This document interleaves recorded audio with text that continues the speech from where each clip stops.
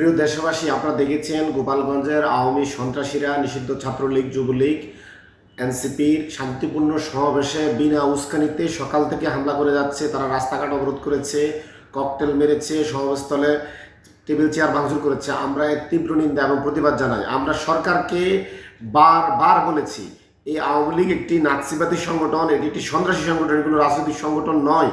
এদের বিরুদ্ধে সাঁড়াশি অভিযানে যেতে হবে এবং একটি টেরোরিস্ট সংগঠনের সাথে যে ধরনের আচরণ করে তাদেরকে নির্মূল করা হয়, ঠিক আওয়ামী লীগকে সেভাবে নির্মূল করতে হবে। আমরা দেশবাসীকে আহ্বান জানাই, আপনারা রাস্তায় নামুন, এই জঙ্গি সন্ত্রাসী সংগঠনকে রাস্তায় প্রতিহত করুন।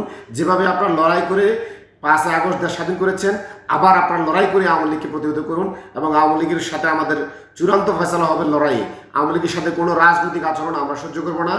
আমরা গোপালগঞ্জের পুলিশের ভূমিকার তীব্র নিন্দা জানাই। আমরা দেখেছি পুলিশের সামনে কিভাবে আমাদের উপর হামলা করা হয়, আমাদের গাড়ি বহরের উপর হামলা করা হয়, অথচ এই পুলিশে 5 আগস্টের আগে আমাদের 2000 ছাত্র জনতাকে হামলা করেছে, খুন করেছে।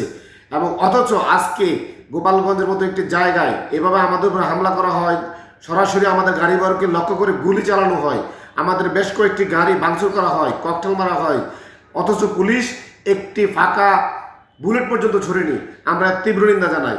এই পুলিশকে ঢেলে সাজাতে হবে এবং আমরা এই সন্ত্রাসী সংগঠনকে অবিলম্বে সাঁড়াশি অভিযানের মাধ্যমে সারা দেশ থেকে নির্মূল করার আহ্বান জানাই এবং দেশবাসীকে আমরা আহ্বান জানাই, আসুন রাস্তায় নামুন, আওয়ামী লীগকে গণধোলাই দিয়ে প্রতিরোধ করুন। এখন থেকে আওয়ামী লীগের সাথে আমাদের বাসা হবে গণধোলাই। আওয়ামী লীগকে যেখানে পাবেন গণধোলাই দিয়ে প্রতিরোধ করুন।